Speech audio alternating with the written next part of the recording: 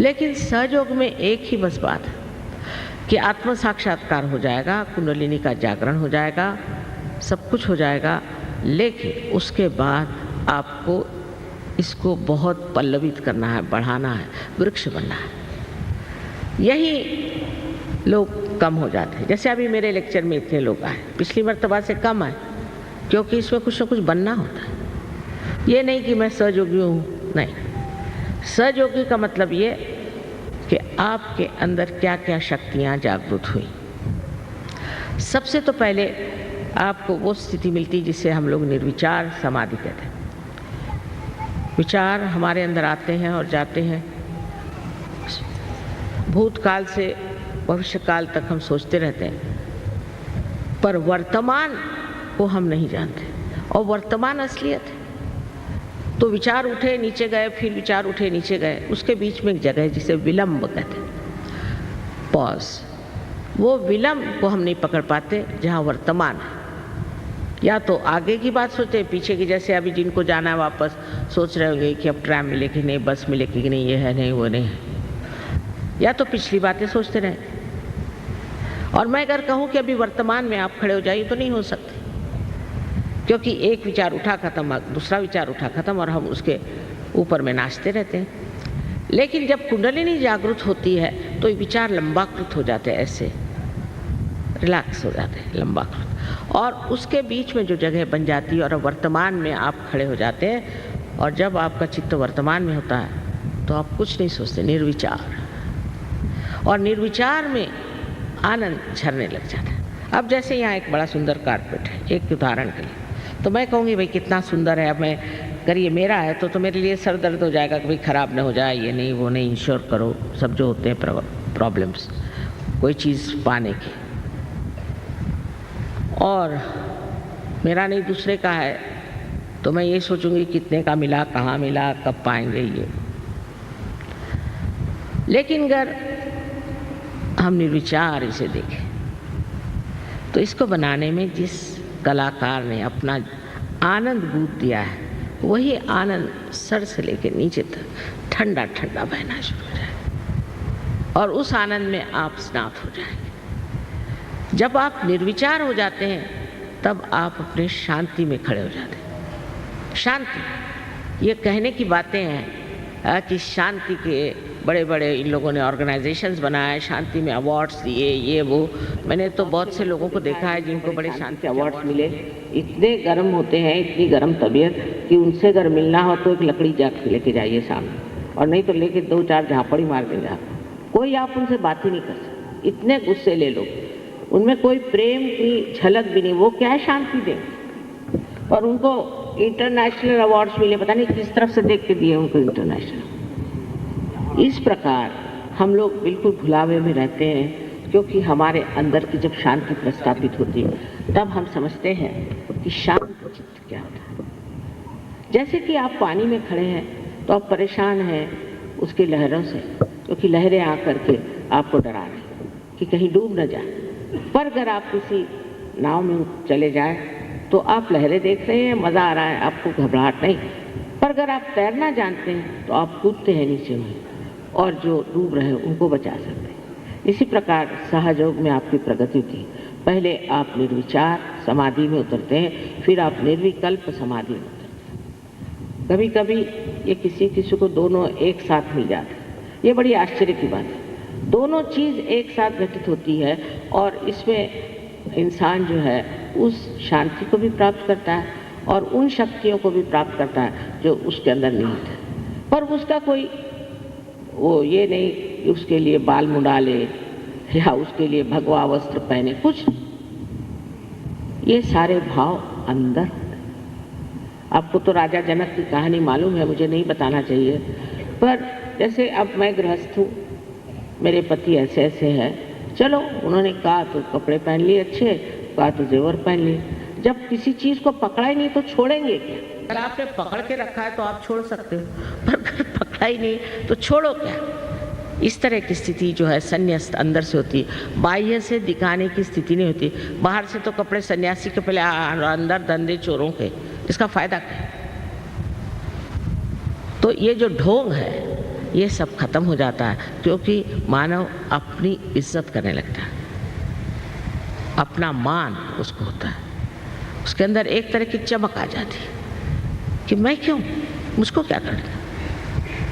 और ये आत्म साक्षात्कारी लोग ही दुनिया में बड़ा बड़ा नाम करते, जैसे अपने यहाँ तिलक साहब, तिलक आत्म साक्षात्कारी थे, इसमें कोई शक नहीं। इब्राहिम लिंकन थे, वो आत्म साक्षात्कारी थे। शास्त्री जी थे, वो आत्म साक्षात्कारी। हमें तो हम कहते हैं कि जो लोग आत्म साक्षात्कारी नहीं, वो कभी भी सत्य पे टिक ही नहीं सकते। आप कोई भी ऑर्गेनाइजेशन ले लीजिए, बस झगड़े शुरू आपस में। क्यों? क्योंकि असत्य पे खड़े हो, इसीलिए सब डामाडोल हो रहे हैं।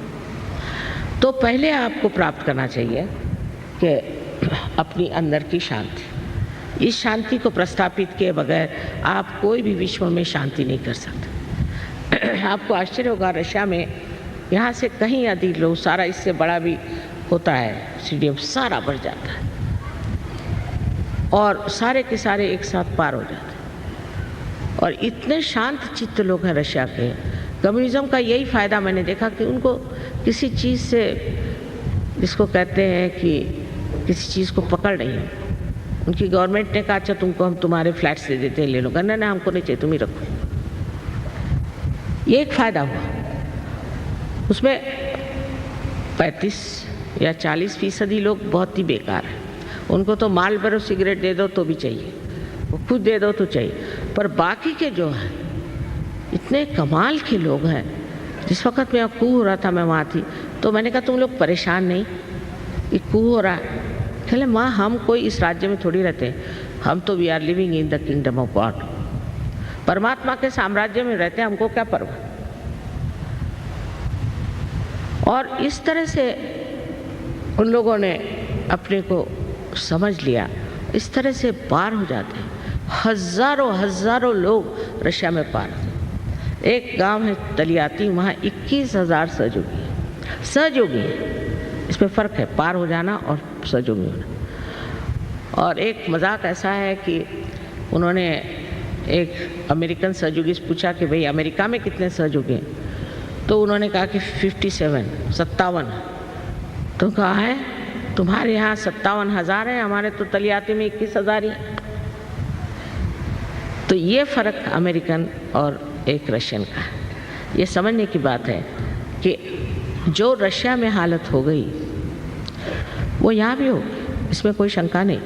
पर उसमें ये देखना है कि आप लोग सहज में हैं या नहीं, क्योंकि सहज ये मध्य मार्ग है, बुद्ध का बताया हुआ मध्य मार्ग। मध्य में आना चाहिए। एक एक्सट्रीम में राइट, एक एक्सट्रीम में लेफ्ट है, इसके मध्य में जो है वो सहयोग है। और आप मध्य मार्गी होते हैं। आप बुद्धिस्ट नहीं होते, वो भी एक नमूने हैं, बुद्धिस्ट को छोड़िए। पर मैं कहती हूँ कि आप मध्य मार्गी हो जाते हैं, असलियत में मध्य मार्गी हो जाते हैं। एक संतुलन आपके अंदर आ जाता है। उसके बाद आपके अंदर, अब ये बंगाल तो कला के मशहूर है, बहुत कला है, लेकिन उस कला का प्रादुर्भाव नहीं, उस कला के संसार में कहना चाहिए कि लोगों को पहचान नहीं। और वो कला जो आपके अंदर आज ऐसी ही बंगाल में घुट रही है, वो सारे विश्व में फैल जाए, क्योंकि आपके अंदर एक ऐसी व्यक्ति जागृत हो जाएगी जो एक विशेष रूप की कला को बढ़ावा देने के लिए, उसके प्रादुर्भाव के लिए एक विशेष रूप से कार्यान्वित होगी। अब हमारे यहाँ बहुत से कलाकार सहयोग में आकर के कहाँ से कहाँ पहुँच गए। आपने देबू चौधरी का नाम सुना होगा। उनके हाथ में क्रैम्प्स होते थे, पहले बजा नहीं पाते थे, सहयोग में आते, आज कहाँ से कहाँ पहुँच गए। अमजद अली, उनसे पूछा, सिफात हुसैन कहाँ, इतने लोग हैं जो कि सहयोग में आने के बाद ही पनप गए। सुष्मिता सेन भी सहयोगिनी है। इसका जो अंदर से ये माँ की लालच बच्चों को देने की कि जैसे अगर आपको कोई बात कहनी है तो चॉकलेट में घुसा के दे दो तो दिमाग में आती। तो पहले तो कला, पर दूसरी बात जो बंगाल की खास है वो है प्रेम। मेरे ख्याल से दुनिया में सबसे श्रेष्ठ लेखक बंगाल में हुए शरद चंद्र, उनसे बढ़ के कोई लेखक नहीं जिन्होंने कि इतना प्यार को समझा, इतना बारीक बारीक संवेदना उन्होंने लिखी। उस प्यार की शक्ति जो अपने अंदर थोड़ी सी भी पनप रही है, उसका जो विश्व रूप है उसे आप प्राप्त करते हैं। हमारे यहाँ जैसे कि कविता है, रविंद्र बाबू ने ये विजन देखा था कि भारत के शोर पे, भारत के किनारे ऐसी ऐसी लोग आएंगे। ये सब हो रहा है। गणपतिपुरे करके एक जगह है, वहाँ पर ये सब हो रहा है। जो उन्होंने कहा था वो साकार होगा। लेकिन इन लोगों को ये 70 देशों से आते, मैंने कभी लड़ते नहीं देखा, झगड़ते नहीं देखा, कोई गंदी बात बोलते नहीं देखा। और निरीक्षक, मैंने कहा भाई यहाँ बड़ा तुम लोगों को, अब ये लोग सब रईस करके भी हैं, काफ़ी आराम से रहते हैं, कि बे आराम ही है तुमको। तो कहले नहीं माँ, हमें तो आत्मा का आराम चाहिए, वो हम यहाँ प्राप्त करें। हम तो आत्मा के आराम के लिए, शरीर का आराम क्या करें, कैसे भी सो लेंगे, कैसे भी रह लेंगे, एकदम मस्त अवधूत बने हुए। अब बताइए कि फॉरेन के लोग, इंग्लैंड में जो पहला हमारा ये हुआ, मुठभेड़ हुई, तो 7 ड्रग एडिक्ट्स के साथ 7। अब पढ़े लिखे, कोई प्रिंसिपल यहाँ का तो कोई प्रोफेसर वहाँ का, सब कैम्ब्रिज और ऑक्सफोर्ड के लोग 7। और उनसे जूझते जूझते 4 साल लग गए। एक तो खोपड़ी में सब भरा हुआ, कैम्ब्रिज, ऑक्सफोर्ड, और दूसरे ड्रग लेना, शराब पीना और अनैतिकता, सब चीज़। पर कुंडलिनी के जागरण से जैसे कोई 7 पिलर्स खड़े हो गए, इस तरह से वो लोग इंग्लैंड में खड़े। इंग्लैंड जैसे देश में, जो कि बहुत ही ज़्यादा अपने को बहुत अक्लमंद समझते हैं, वहाँ पर भी आप सोचिए इससे ज़्यादा लोग आते हैं प्रोग्राम, इससे बहुत ज़्यादा। वहाँ का रॉयल अल्बर्ट हॉल बिल्कुल गचागच भर जाता है। अब ये ज़रूर है कि बंगाल में देर से आए, लेकिन तो भी मुझे लगता है कि बंगाल देश का सबसे ज़्यादा अधिकार सहयोग को प्राप्त करने का, क्योंकि यहाँ एक से एक कर्मवीर हो गए, धर्मवीर हो गए, हर तरह के लोग यहाँ हो। और इस देश में सहयोग फैलना बहुत ज़रूरी है।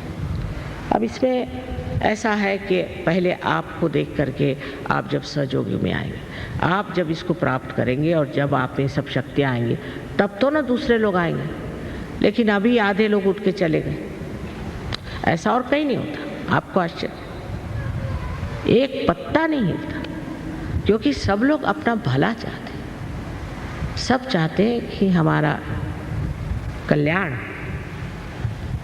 उस चीज़ की अगर ध्यान करके आप बैठें तो आपको आत्म साक्षात्कार देना बहुत आसान है। आपके बच्चों के आज प्रश्न खड़े हो रहे हैं और आगे की प्रोजिनी कैसी होगी उसका पता नहीं। एक तो ये जो कुछ भी पाश्चिमात्य वेस्टर्न इन्फ्लुएंस हमारे अंदर आ गया, उससे हमारे बच्चों का कितना नाश हो रहा है। ये सब चीज़ अगर आपको रोकना है तो आप बच्चों को सहयोग में लाएं।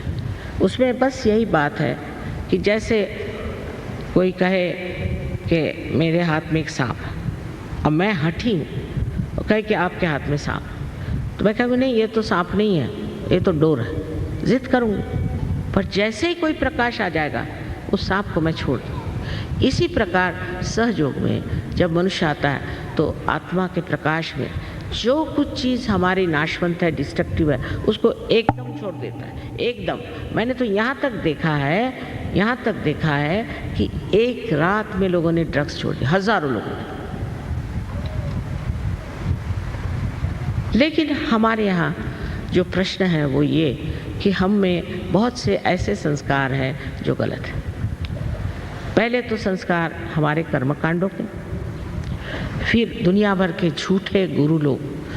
पहले दिन मैं आई थी जब यहाँ पहला प्रोग्राम हुआ तो हॉल में सिर्फ एक आदमी था, आप सोचिए, और बाहर एक तांत्रिक अपने को मार रहा था हंटर से, वहाँ हजारों लोग खड़े थे। मैंने कहा बाबा इस बंगाल को नमस्कार। पता नहीं क्या हुआ, वो तांत्रिक के पीछे लगा। फिर जिसको पूछे मैं दीक्षित हूँ, हर एक आदमी दुखित है ये नहीं कोई कहता, पर दीक्षित है।